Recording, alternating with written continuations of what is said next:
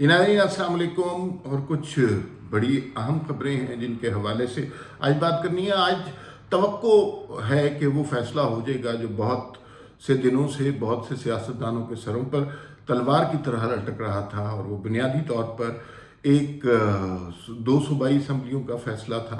और आज गवर्नर पंजाब ने 12 बजे एक इजलास बुलाया है, उसमें लाहौर हाई कोर्ट के जो फैसला आया है उसके हवाले से गुफ्तगू की जाएगी और देखा जाएगा कि उसका हल क्या है।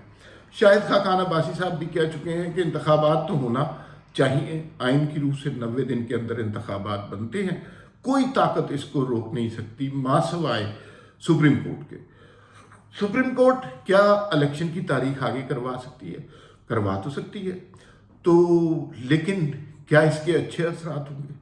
इसके बहुत नेगेटिव असरात होने के इम्कानात हैं, क्योंकि ये सुप्रीम कोर्ट का काम नहीं है। लेकिन अगर हम किसी के हाथ में ज़्यादा ताकत देंगे तो वो ज़्यादा ताकत इस्तेमाल करेगा। जो है ना, क़यादत के बुनियादी असूल, उसके मुताबिक अगर कोई टॉप पे जगह खाली है तो वो ज़्यादा देर खाली नहीं रह सकती, कोई ना कोई उसको फिल इन कर लेता है। फ़र्ज़ कीजिए कि हम ये समझते हैं कि फ़ौज अब बिल्कुल न्यूट्रल हो गई है बहुत, और किसी किस्म की कोई एजेंसी किसी सियासतदानों के साथ मैनिपुलेशन नहीं हो रही, कोई किसी जमात को बढ़ावा चढ़ावा नहीं दिया जा रहा, इस तरह की बात हो रही है।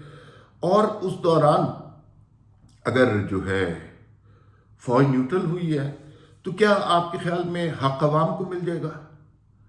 पाकिस्तान जैसे मुल्कों में ये इतनी सहूलत से मुमकिन नहीं है। सीरियसली, अगर आप समझते हैं कि फ़ौज के ख़िलाफ़ बड़ा बड़ा लोगों ने कहा, बिल्कुल दुरुस्त कहा भी, कि बड़े मार्शल लॉ लगे हैं, आधी उम्र पाकिस्तान की मार्शल लॉ में गुजर गई।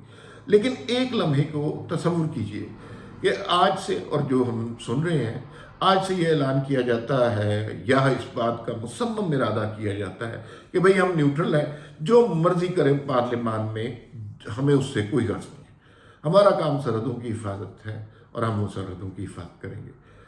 तो क्या इससे इख्तियार आवाम की तरफ फौरी तौर पर मुंतकिल हो जाएंगे? पार्लियामान की इज्जत हो जाएगी?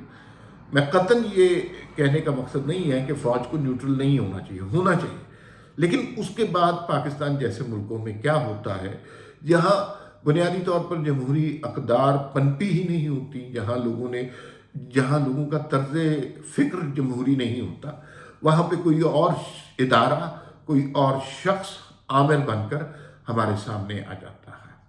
माजी में इसकी मिसालें रही हैं, पाकिस्तान में भी इसकी मिसालें रही हैं। और अगर फ़ौज ऐसा करे कि वो न्यूट्रल हो जाए तो फिर आप देखिए, हम आज कल हर फैसला अदालतों में कर रहे हैं। वो काम जिसकी वजह से हमें फ़ौज से गिला रहता था, वो सारे काम अदालतें करना शुरू कर देंगी।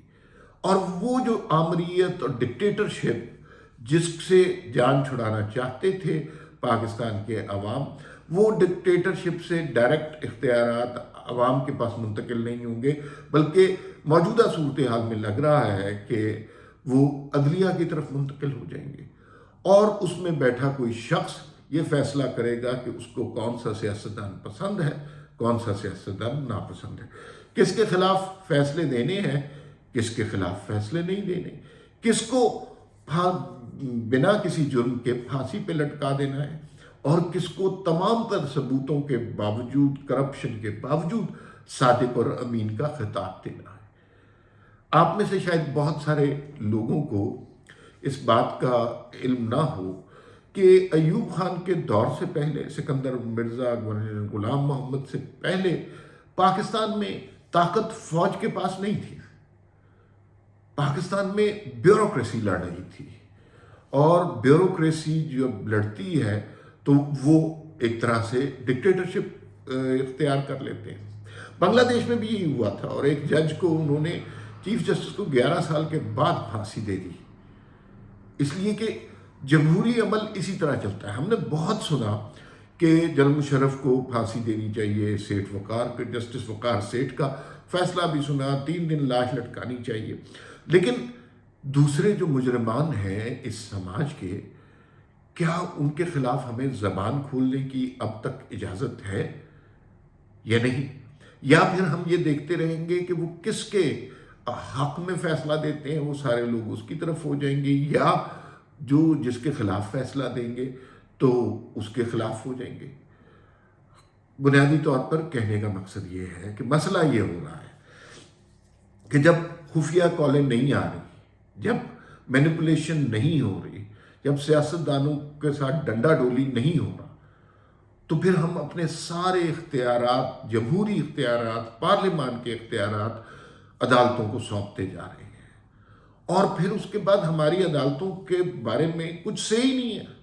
ذرا سی کوئی بات کرے آپ کو توہین عدالت کا ڈر لگتا ہے۔ اس سے زیادہ تکلیف دہ فیصلہ کیا ہو سکتا ہے کہ ایک شخص کو بیٹے سے تنخواہ نہ لینے کی بیس پر نکال دیا گیا، تیسری دفعہ کے وزیر اعظم کو نکال دیا گیا، فارغ کر دیا گیا، اور اس فیصلے میں جو کچھ تحریر کیا گیا وہ ہماری عدلیہ کی تاریخ کو اور غلیظ تاریخ کو بے نقاب کرتا ہے۔ سسیلین مافیا اور ڈارک ڈکشنری، پتہ نہیں کیا کیا لفظ استعمال کیے گئے سیاستدانوں کے خلاف۔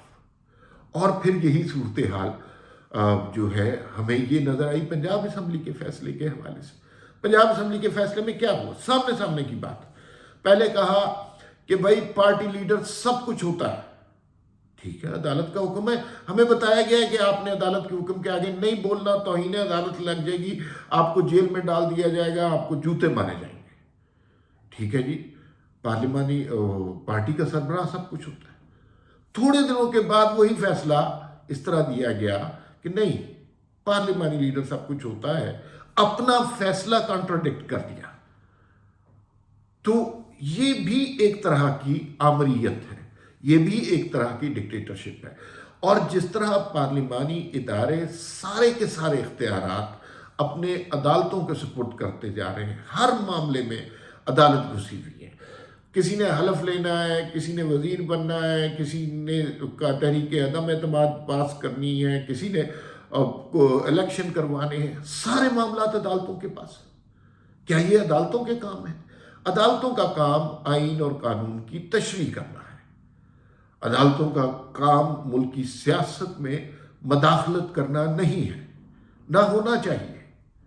لیکن ہم یہ دیکھ رہے ہیں ہر روز کوئی نہ کوئی ایک ایسی بات ہوتی ہے کہ جس کے اوپر آپ کو زبان کھولنی پڑتی ہے، اس بات سے بے فکر ہو کر کہ آپ کے اوپر توہین عدالت لگ جائے گی۔ اب بھی معاملات کچھ اسی طرف جا رہے ہیں، اور ہم ایک پارٹی کے نیوٹرل ہونے پہ جو خوشیاں منا رہے ہیں، تو تھوڑے عرصے کے بعد ہمیں یہ پورے ملک کو احتجاج کرنا پڑے گا، اعتراض کرنا پڑے گا، اختلاف کرنا پڑے گا کہ بھائی عدالتیں بھی اب نیوٹرل ہو جائیں، اب کسی کے داماد شاماد والا چکر نہ رہے، اب پارٹیوں میں فیورٹزم نہ تلاش کریں، اپنے فیصلے کانٹراڈکٹ نہ کریں۔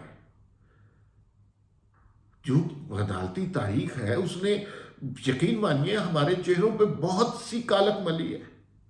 وہ جو فیصلے کیے گئے ماضی میں جس سے ملک کی تاریخ بدلی ہے، کیا وہ دنیا کی کسی عدالت میں عزت کے ساتھ پیش ہو سکتے ہیں کہ یہ شواہد تھے، یہ کیس بلڈ ہوا، یہ سزا سنا دی؟ بندہ کون تھا؟ وزیر اعظم، کروڑوں لوگوں نے اسے منتخب کیا، عدالتیں اٹھا کر پھینک دیتی۔ تو صرف فوج کا نیوٹرل ہونا کافی نہیں ہے، عدالتوں کا نیوٹرل ہونا بھی بہت ضروری ہے۔ اور یہ جو چاچے مامے والی رشتہ داریاں ہیں، پرانی دوستیاں ہیں ایچیسن کالج کی، یہ سب کچھ یہ ختم ہونا چاہیے۔ آپ کا کام انصاف کرنا ہے، اور انصاف کے لیے آپ کو نعرے لگانے کی ضرورت نہیں ہے، سیمینار کرنے کی ضرورت نہیں ہے۔ آپ کو بنیادی طور پر یہ کرنے کی ضرورت ہے کہ انصاف ہوتا نظر آنا چاہیے۔ کہتے ایک دفعہ کہ یار پارٹی کا سربراہ سب کچھ ہوتا ہے، تو پھر باقی بھی ہر معاملے میں یہ اصول ہے، باقی فیصلوں میں بات مختلف ہے، اور اب بات مختلف ہے۔ تو یہ بہت عجیب سی سچویشن ہے۔